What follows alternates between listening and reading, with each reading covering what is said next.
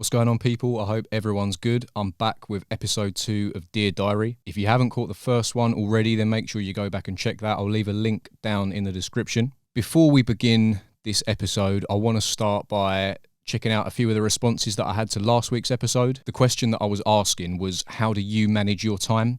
I got some great replies across YouTube. I had people DMing me, so thank you so much, because as I said in that last episode, the whole point of it is interaction from you guys. So thank you for letting me know your thoughts on it. I've just realised that I was planning to read the replies off of my phone, and that's what I'm filming with. So gold star for me. Let me quickly grab my laptop and I'll be back. And by the magic of editing, we're back. So the first comment that I want to check out is from Elle Formosa. She has got a show on Mode, which I'd really recommend checking out. She does some great interviews with different guests talking about different topics. She's also a big supporter of the show. She's always commenting, always sharing. So yeah, just quickly, I want to say thank you, Elle. So her response was, time management is essential when you have a lot on your plate. Personally, I have drawn up a timetable to make sure I'm dedicating the right amount of time to all my commitments and to ensure I don't neglect anything. Okay, so this is a great response. First of all, time management, yeah, it's definitely essential when you're trying to juggle multiple things. It's the key to making sure that you're not putting too much time in one place and not in the other. Yeah, drawing up a timetable is something that I've never properly done, in the sense that I always know what I'm going to be doing on what day. Obviously, I don't just wander about. But to actually have a timetable, I can see that'd be really beneficial. And then you can say, right, I'm blocking out this time every Monday to do this time every Tuesday to do that. Yeah, really great. Thank you, Elle, for responding, and thanks again for all your support. Okay, the next one I'm going to get into is from my good friend Sam. He said, I've honestly always struggled with time management, so my tactic is genuinely developed into solid procrastination until the last minute and using panic as the fuel. Yeah, I can vouch and say that Sam is definitely not lying. I remember when his final project was due for uni. Yeah, and he was up at like 4 o'clock in the morning editing. So fair play, you know, whatever works for you. Personally, that would probably cause me to have a mental breakdown, but if it works, who am I to judge? Want to give a quick shout out actually to Mint Media, which Sam is half of. They offer loads of services, photography, video. They've done music videos for a lot of guys in the grime scene. He's recorded some of my sets. So make sure you hit up Mint Media, Instagram, Facebook. They're great guys. Okay, the last one I'm going to get into is from Lazu. He said, good podcast once again, bro. Thank you very much. For me, it all comes down to support. What I mean by that, for instance, is I have 2 young stepkids and a partner to look after, as well as a job. Luckily, I've got a great partner. She supports whatever I do, so if she wants to see her mates, that's fine. I'll stay and make a tune on the lappy. Yeah, I think that's another really important thing to consider, because if you've got family commitments and stuff, that kind of has to take priority for obvious reasons, but being with someone who also recognises that this means a lot to you and that you want to dedicate some time is really essential for me.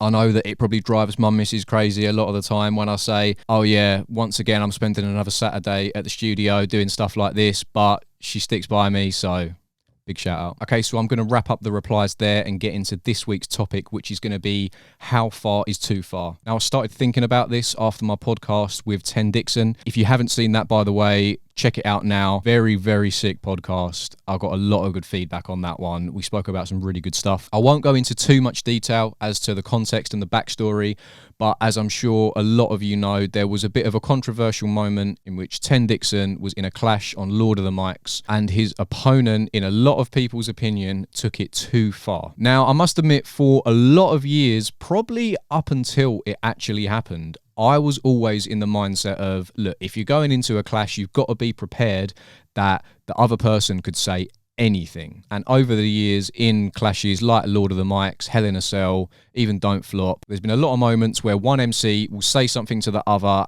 and it's a little bit on the edge of, all right, that was a lot. And I do believe that a lot of people still are in the mindset of, you can never go too far because it's a clash. But after what happened on Lord of the Mics, I have to say there is definitely a line. And in my opinion, it was crossed. I think ultimately Ten put it very well when he essentially said that we're doing this for fun, we're doing this for entertainment purposes. So if you're doing something which is going to potentially affect someone's mental health, short and long term. Like, this is not even fun anymore. Like, you know what I'm saying? You start thinking like, yo, like, mental health wise, like, no one don't like to be humiliated, bro. And I don't just mean one person, because obviously there was multiple people who would have been affected by the events. That, in my opinion, is taking it too far. Again, I want to stress, it's my opinion. I think from what I've seen and from people I've spoke to, a lot of people share that opinion.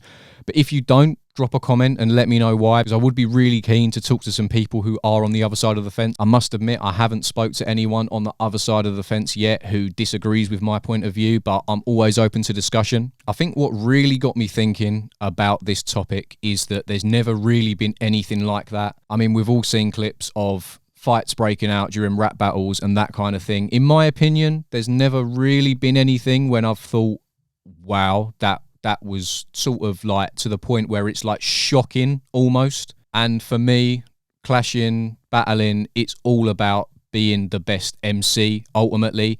It's all well and good when someone pulls out a prop. I mean, the t-shirt incident during the Discarder and JK clash years back had me dying of laughter. There's also been some other really good uses of props and that kind of thing in clashes over the years, but ultimately it's always been done in an entertaining way, not in a I'm trying to crush your soul kind of way, which I really think this was done as. I'm not trying to make this whole video about that one event. I'm trying to say that clashing in general, do you think there is a line or do you think anything goes? Again, another thing that I touched on when I was talking with Ten was that when I had a clash with DJ Youngie, suck your mum for a paper straw!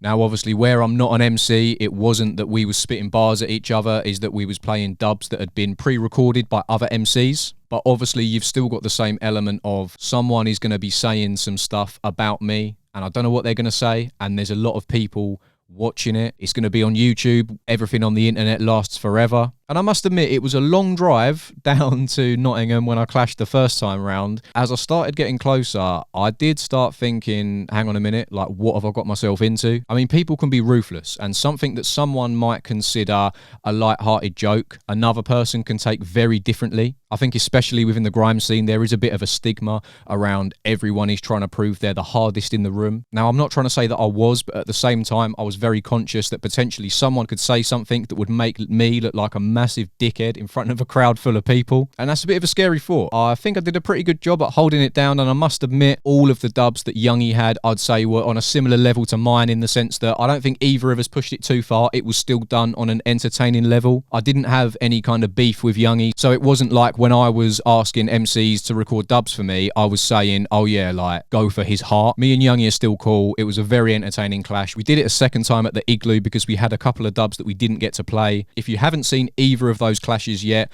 the first one in Nottingham is on my YouTube channel. I'll leave a link in the description. The second one, I believe, is on the Wiley Recordings Instagram account. But as we know, every 10 minutes his account seems to get locked off and he's made a new one, so who knows where it is now. But taking it back to today's topic, I want you to tell me how far is too far. So please drop a comment below. If you'd rather DM me, that's fine. On the next episode of Dear Diary, I'm going to be going through your responses.